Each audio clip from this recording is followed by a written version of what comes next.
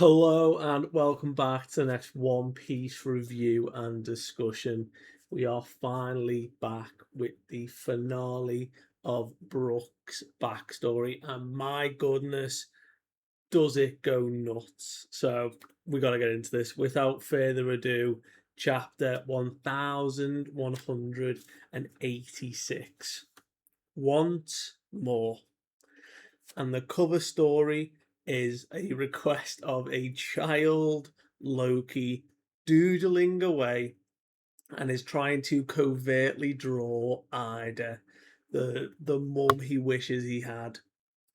But as he is secretly doing this in the underworld and all the young forms of the beasts are around, Ida is also nearby, secretly watching on and is amused by it. So it's very cute, it's very good to see. And I like that. It's like Elbaf themed. But nevertheless, this chapter, and what a chapter it is. So, last we had left off, it was all about Brook, this young man, and then we even got like the 11-year-old Brook. And it was a full on history of where Brook grew up in Asparia, the years he spent as a child in the junkyard, and he struggled, but he still had a love and fondness for music and created his own instruments. And it had turned out one fateful day that Prince Reuven happened to be strolling by, and they formed this big brother like relationship, and they were so enthralled with like the performance that Reuven wanted to spend more and more time with Brook because of just how he treated him and how their relationship came around. And they were almost inseparable, and they had such profound impact that when Brook was held hostage and beaten by Marines, Reuven, along with Candela, came to save him, and it was declared that from this point on, Brook would stay in the castle and would be a squire to Candela.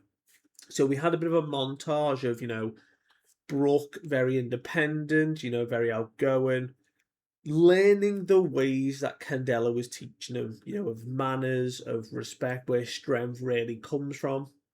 And then we go back and see Brook as now the commander of the guards here. And he's learned all this, he's honed all this, and he's now passing that on to Shuri, the princess, and it is their daughter. She has a bit of a fondness for Brook, and there was a discussion about, he would protect the king and queen with his own life. Would he do the same for her? And he's like, well, of course, there's no brainer really.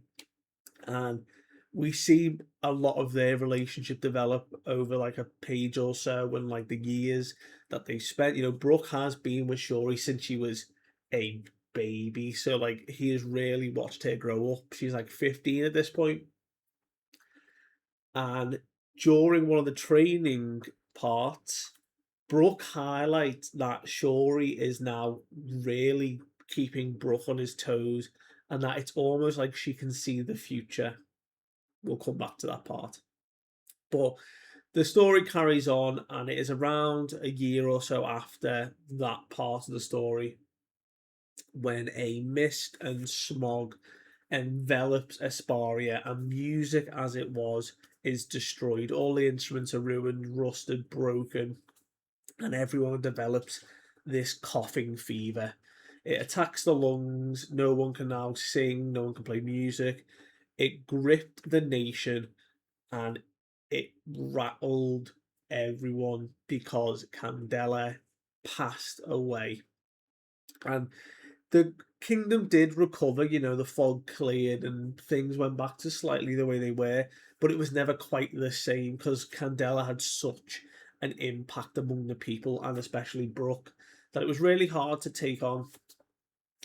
And it was during that follow on period that Reuven announced they couldn't pay the Whale government tithe this year round, and that the Whale government were going to come, they were on the way because priorly they had had a drift to this kingdom that had a celestial dragon on board.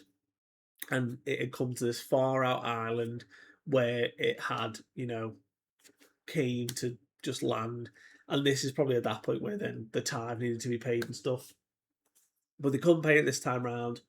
So what Reuven had decided was that they were going to fight the world government because they were demanding 1,000 slaves as compensation, and that they were going to come in 2 months' time to collect. So the whole island basically mobilized. Brook was trying to keep positive. He was trying to encourage Shuri. It was a whole mixed bag of emotions leading up to then the couple of pages at the end, which was the war between all the marine ships trying to dock and attack and take out Esparia. And the defense force, Brook was going around the island, and then he hears that there is trouble at the castle where Reuven and Shuri had like hunkered down. He had said to Shuri, "You're not allowed to leave, you're staying here." And there was an issue. So Brook made his way up to the throne room, bursts through the doors, and what does he see? He sees Shuri killing her own father. Both individuals have got demonic wings, horns, and there is blood on Shuri's sword.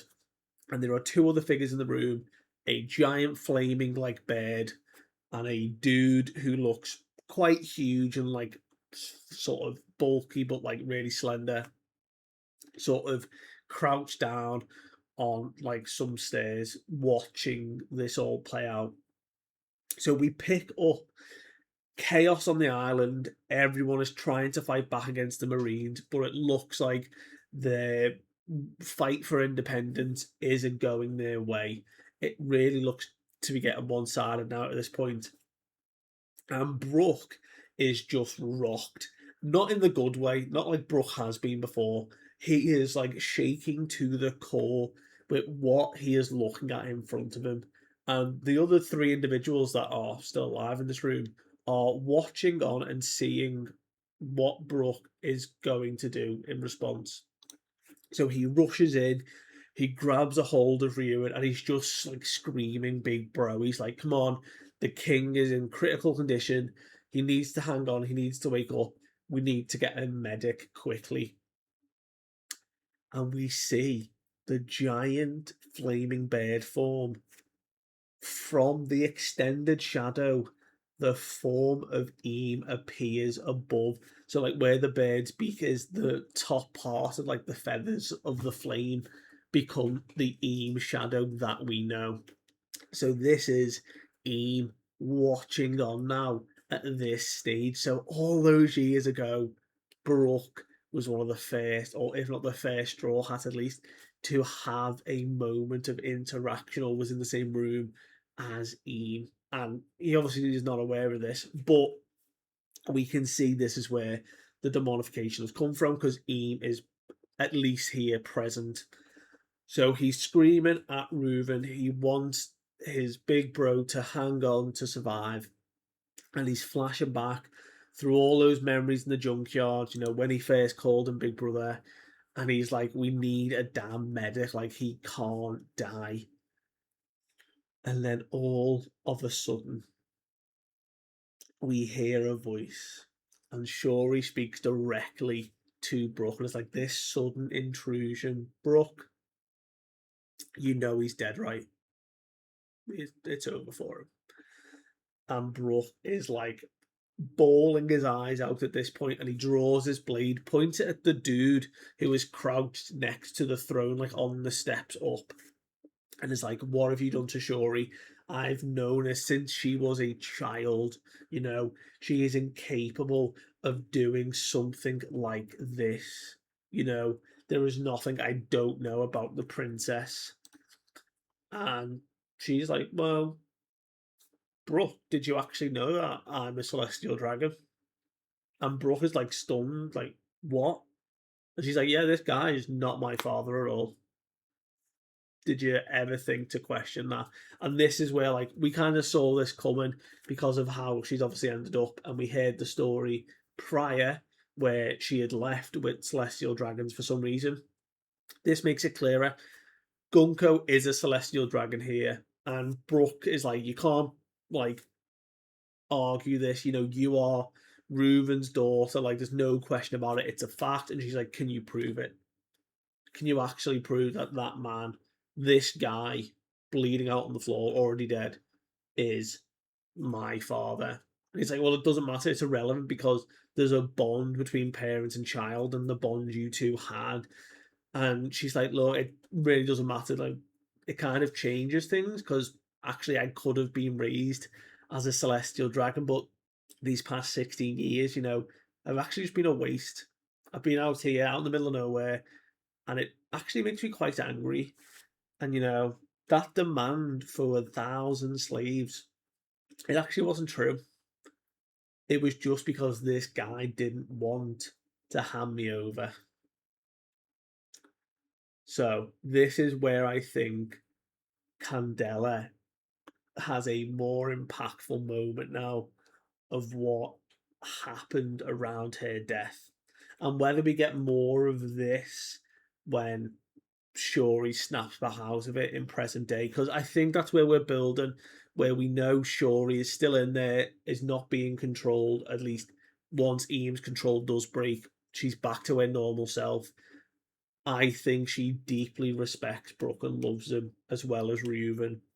And I think something happened with Candela and Reuven that they took care of Shuri and whatever happened here and raised her, tried to keep her away from the Celestial Dragons. And once they found out about it, which we'll explain in a minute, Eames then got involved and it's made things 10 times worse. But I think if Shuri was able to decide, it wouldn't have ended like this, obviously. So I think Candela was removed from the picture on purpose so that this outcome would happen. But she keeps referring to this guy on the floor. She doesn't really care. And Brooke's like, you need to stop calling him. Not like he was your father. He's like, it's pointless.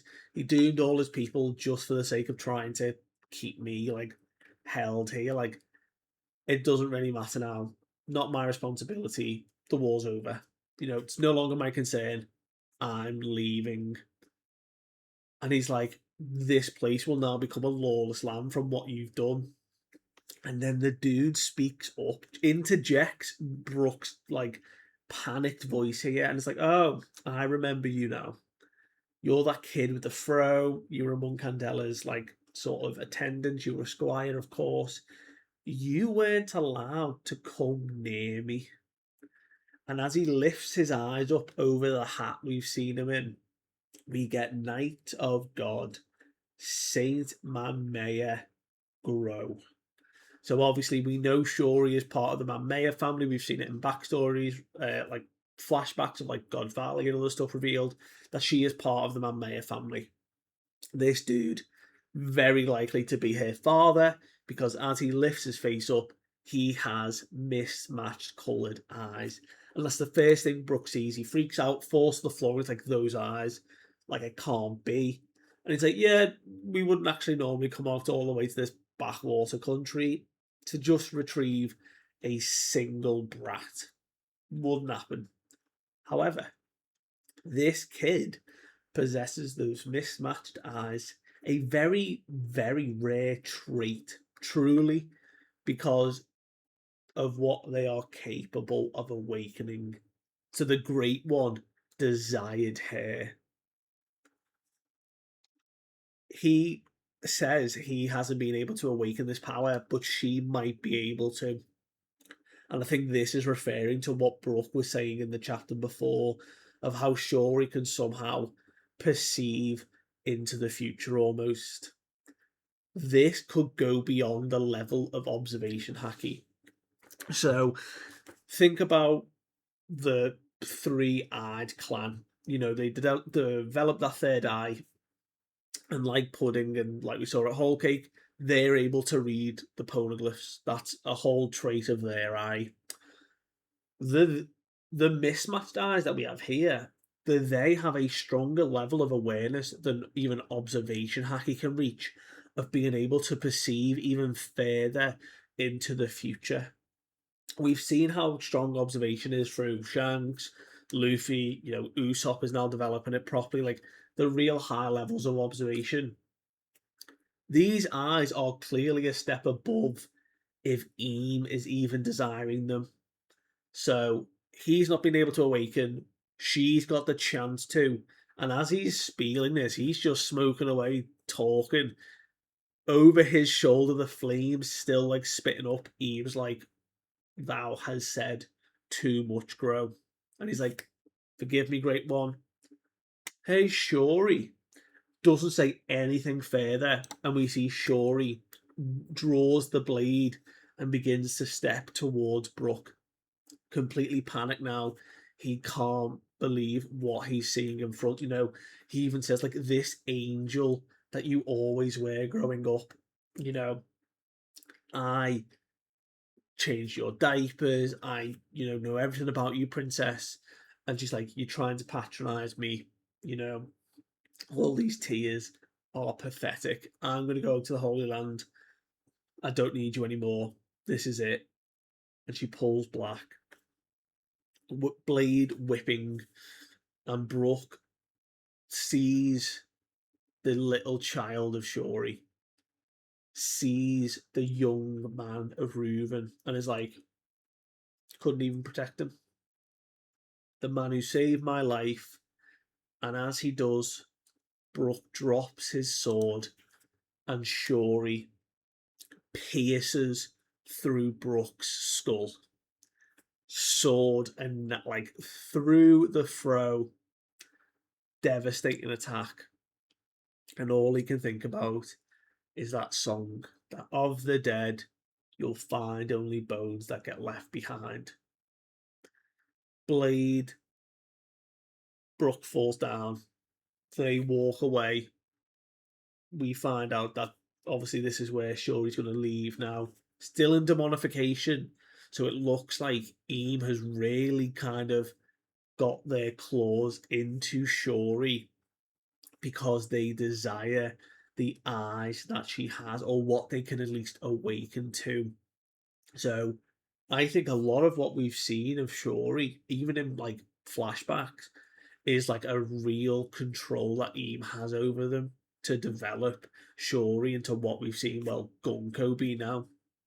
But Brook wakes up, sees all of his compatriots all around, shocked to be alive. The miracle that is that the sword attack that went into his head missed all the major blood vessels and brainstem, and it's just an absolute miracle. And they say, right, things are bad. Shuri's left, she's gone on a ship with the Holy Knights, all the Celestial Dragon and stuff, all the Marines, they've left. And it looks like he's all bandaged up and he's struggling to remember what happened, like the shock of everything. And he's like, we don't really want to pile on to you. Like you're coming to, like, you've taken all these like attacks. And he's like, no, I need to know, I need you to tell me what happened. And he's like, look, we failed. The king's dead. Eyewitnesses show Shuri's boarded the ship. Most citizens have now fled the country. We are refugees now. It's over. And he begins to remember again of what he witnessed in the throne room, and he just screams, and blood begins to burst from the wound again. It's obviously the signature cut that Brook has on his skull. This is where he got it from. It was Shuri's attack.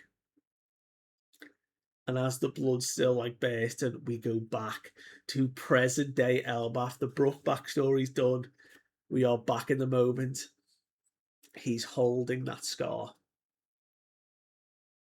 And he was like, back then, I didn't even know of what a devil fruit was. Like, the idea of devil fruit and these powers was far beyond what I could imagine. So it didn't seem like a possibility, but she was so different after the king was murdered. She was almost a demon. He went, I thought I was hallucinating, that I'd made it up and that it wasn't real. But look, guys, do you think it's okay for me to put my faith back in Shuri again? And they were all looking at each other, and he's like, she could be a victim. And he remembers when she broke Eames' concentration, all but briefly, and told Brook to run. And it was that young Shuri again that he remembered. Now she's frozen in ice. He's remembering her when she was like a teenager, and he's like, I want to save Shuri.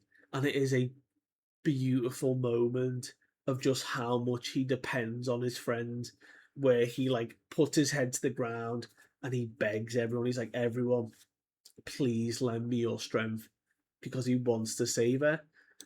And Jinbei's like, no need to be formal. I think it's go time to like smash some ice. So he's like cracking his knuckles. Jinbei's gonna fucking throw hands at this block of ice. Nami's like, I wonder if lightning will do the trick. Like, she's fired up. Frankie's like, I'm pretty sure a radical beam's gonna be our best chance here. Usopp's like, explosions didn't seem to be doing all that well, so I mean, can we figure out a way of doing this? And Brook just up and leaves. He's running towards Shuri, literally like so happy with what's happening. Everyone following on. So it looks like those Straw Hats are now going to save Shuri from the ice. Meanwhile, back in the cafeteria, Luffy has finished eating. He's fueled up. He realizes that this new guy is an enemy of Elbaf. And he's like, right, he's an enemy. I'm overflowing with power now. He's like, the way I'm feeling right now, there's no way I could lose. So we jump over to Loki and Eam, just like casually talking to each other now. Like, Loki is huge, remember, ancient giant size, and Eam's just kind of like cross-legged, holding the glaive, just talking to Loki. And Loki's like, targeting kids, man. Like, come on, like, you really do play dirty, the world government. And he's like, you're ignorant to the reason, you know. And he's like, I'll enlighten you. You see, 800 years ago, the giant race were actually defeated for the same reason. They were defeated in a bid to rescue their children. So, whether this is a reference to the Galileo or just all the giants in general, Ian defeated the giant way back when, hundreds of years ago, because they used kids as hostages and they bent the knee. Because that's what Ian explained. He's like, look, few centuries, not nearly enough time for a race to change their habits. Your nature is always going to be the same. And even Loki's like, hold up, I'm still back on the 800 years ago thing. What are you saying? And it's like, yeah, without fail, your people will inevitably come to the realization they're going to have to bend the knee. Their offspring have been taken. Their ignorance to the actual significance of this moment is like, of what is occurring, is actually like irrelevant, because history will always repeat itself. And it's like, it's too late. You're all slaves to Ian. And he's like, you prick. Like, what are you saying? And as Loki rallies up an attack, over his shoulder, Luffy flies in and he's like, yo, dumbass. And it is like almost like akin to when he throws the punch at Charlos back at Sabaody. Luffy flies in, winds up just a singular hacky punch. He's not in gear 5. He's not in any gear at all. Just Luffy. Ian catches his eye and he just gets clocked square in the face. A huge hacky punch. And he's like, get out of Elbaf. That's where the chapter ends.